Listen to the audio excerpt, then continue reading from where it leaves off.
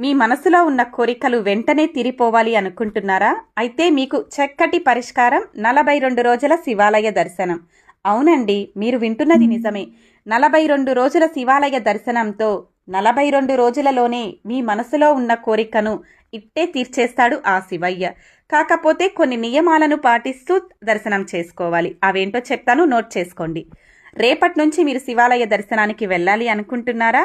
అయితే ఈరోజు రాత్రి నుంచే మీరు మద్యపానం, ధూమపానం మరియు మాంసాహారం ఆపేయాలి. మితంగా భోజనం చేసి నిద్ర చేయాలి.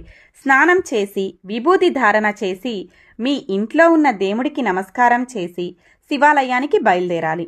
ప్రతిరోజు ప్రదోషకాలం అనగా సూర్యాస్తమయానికి అటు ఇటుగా శివాలయానికి వెళ్ళాలి. 42 రోజుల పాటు 9 నెలల నిండు గర్భిణి ఎలా అయితే అంటే ఎంత జాగ్రత్తగా అయితే అడుగులో అడుగు వేస్తూ నడుస్తుందో అలా శివాలయంలో 42 రోజుల పాటు 3 ప్రదక్షిణలు చేయాలి. అలా ప్రదక్షిణ చేసేటప్పుడు శివనామస్మరణ చేయాలి.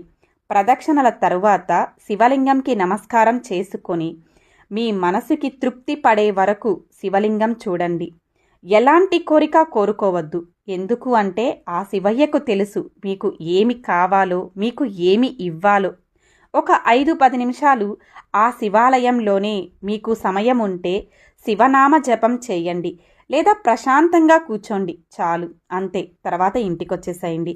ఇలా 42 రోజులు గనక చేశారు అంటే ఖచ్చితంగా మీ కోరికను ఆ శివయ్య తీరుస్తాడు. ఇది సత్యం. మన ఈ వీడియోని మీకు వీలైనంత మందికి షేర్ చేయండి. Please like, share